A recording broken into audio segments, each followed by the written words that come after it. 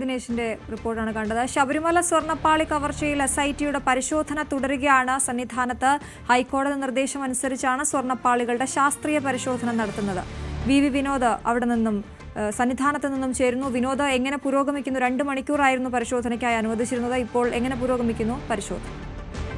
ഇപ്പോഴും SIT സംഘം സോപാനത്ത് തുടരുകയാണ്. ഈ ദ്വാരപാലക ശില്പികൾക്ക് സമീപത്തുള്ള പാളികളുടെ അളവെടുക്കലും അതിന്റെ പരിശോധനയുമാണ് ഇപ്പോൾ നടക്കുന്നത്. ശില്പി കുടുംബത്തിൽ നിന്നുള്ള അംഗങ്ങൾ, അനൂപ് ഉൾപ്പെടെയുള്ള അംഗങ്ങളും വിദഗ്ധരും ഈ സംഘത്തിന്റെ ഭാഗമായുണ്ട്. കഴിഞ്ഞ ദിവസം തന്നെ സംഘം ഇവിടെ എത്തിയിരുന്നു.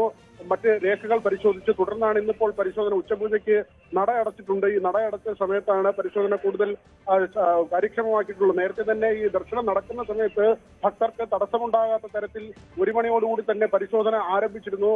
നമുക്ക് ദൃശ്യങ്ങളിൽ കാണാം, ഒരു വശത്ത്, അതായത് ശ്രീകോവിലിന്റെ പിറകിലെ ഒരു പാളി പൂർണ്ണമായും ഇളക്കി മാറ്റിയിട്ടുണ്ട്. അന്വേഷണ സംഘത്തിന്റെ നിർദ്ദേശപ്രകാരമാണ് സ്വർണ്ണപ്പാളി ഇളക്കി മാറ്റിയിട്ടുള്ളത്. ഇപ്പോൾ ക്ഷേത്രത്തിന്റെ ശ്രീകോവിലിന്റെ മുൻവശത്താണ് പരിശോധന പുരോഗമിക്കുന്നത്.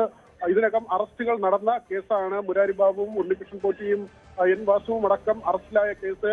5 പേര് അറസ്റ്റിലായി. ഇനിയും മുൻ ദേവസ്വം ബോർഡ് പ്രസിഡന്റ് പത്മകുമാർ ഉൾപ്പെടെയുള്ളവരെ ചോദ്യം ചെയ്യാൻ വിളിപ്പിച്ചിട്ടുണ്ട്. ഇന്ന് വൃശ്ചിക പുലരിയിൽ പൂർണ്ണ സമയവും ദർശനം നൽകുന്ന ദിവസമാണ്. ഇന്നലെ വൈകിട്ട് 5 മണിക്കാണ് നട തുറന്നത്. ഇന്നലെ തന്നെ സംഘം എത്തി. ഇന്ന് വലിയ തോതിൽ ഭക്തർ ഇവിടെ എത്തുന്ന ഒരു സാഹചര്യമാണ്. 90,000 പേർക്കാണ് ദർശനത്തിന് അനുമതി അല്ലെങ്കിൽ രജിസ്ട്രേഷൻ പൂർത്തിയാക്കാൻ അവസരമുള്ളൂ എങ്കിലും 1 ലക്ഷത്തിലധികം ആളുകൾ എത്തുമെന്ന പ്രതീക്ഷയാണ്. വരുന്നവരെ നിരാശരാക്കാതെ കടത്തിവിടുന്നുണ്ട്. ഈ പരിശോധന ഒരു തരത്തിലും ദർശനത്തെ ബാധിക്കാത്ത തരത്തിൽ തന്നെയാണ് നമുക്ക് കാണാൻ കഴിഞ്ഞത്. ഇവിടെ അയ്യപ്പന്മാർക്ക് ഏതെങ്കിലും തരത്തിലുള്ള ബുദ്ധിമുട്ട് ഉണ്ടാകാതെ ഈ പരിശോധന നടപടിക്രമങ്ങൾ പൂർത്തിയാക്കുന്ന നിലയാണ് ഈ ദൃശ്യങ്ങളിൽ നമുക്കിപ്പോൾ കാണാം.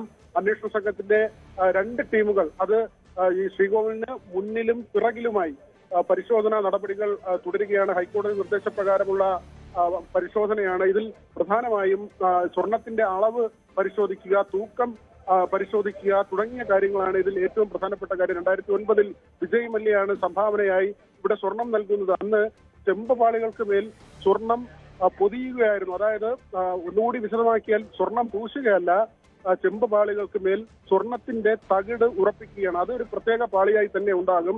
ആ പാളികളാണ് ഇവിടെ നിന്ന് കൊണ്ടുപോയിട്ട് അത് ചെമ്പ് പാളികൾ എന്ന മഹസറിൽ രേഖപ്പെടുത്തിയിരുന്നത്.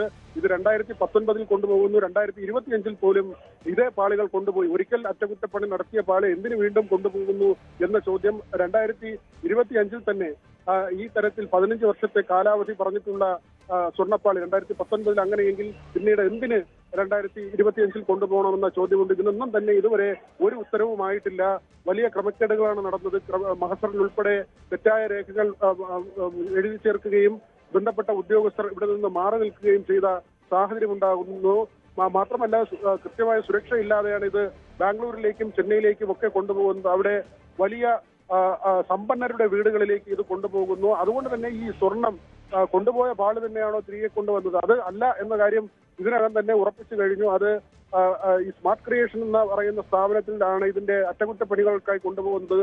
അവിടെ നിന്ന് തന്നെ സ്വർണം പെട്ടിയിലാക്കി കൊണ്ടുപോയി എന്ന് അവിടുത്തെ നടത്തിപ്പുകാരൻ ഉൾപ്പെടെ ജീവനക്കാർ ഉൾപ്പെടെ പറയുന്ന മൊഴി നൽകുന്ന സ്ഥിതി ഉണ്ടായിട്ടുണ്ട്. അതുകൊണ്ടാണ് ഇത് കൃത്യമായ ഒരു കൊള്ളയാണ് നടന്നതെന്ന കാര്യം വിശദമാകുന്നത്. മറ്റൊന്ന്, ഇത് ഏതെല്ലാം സ്ഥലത്ത് കൊണ്ടുപോയി പ്രദർശിപ്പിച്ചു, അവിടെ നിന്നൊക്കെ പണം വാങ്ങി എന്നതടക്കമുള്ള കാര്യങ്ങളാണ്.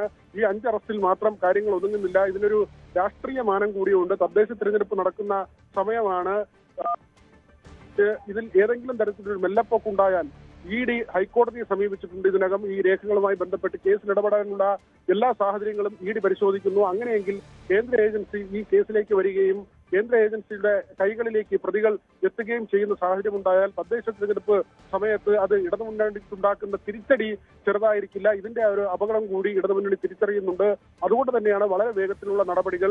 ഇന്നിപ്പോൾ നട തുറന്ന് 1-ാം ദിനം വൃശ്ചിക പുലരിയിൽ ലക്ഷക്കണക്കിന് അല്ലെങ്കിൽ 10,000 ഇവിടേക്ക് എത്തുന്ന ഒരു സാഹചര്യത്തിൽ വളരെ തിരക്കിട്ടുള്ള പരിശോധനകളാണ് സന്നിധാനത്ത് നടക്കുന്നത്. അശ്വതി, അതാണ് വിനോദ. അവിടെ SIT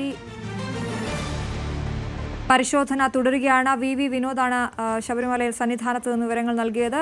സ്വർണ്ണപ്പാളി ഇളക്കി തന്നെയുള്ള പരിശോധനയാണ് അവിടെ നടന്നുകൊണ്ടിരിക്കുന്നത്. അതേസമയം ഭക്തർക്ക് ദർശനത്തിന് തടസ്സമുണ്ടാകാത്ത രീതിയിലാണ് SITയുടെ പരിശോധന നടക്കുന്നത്.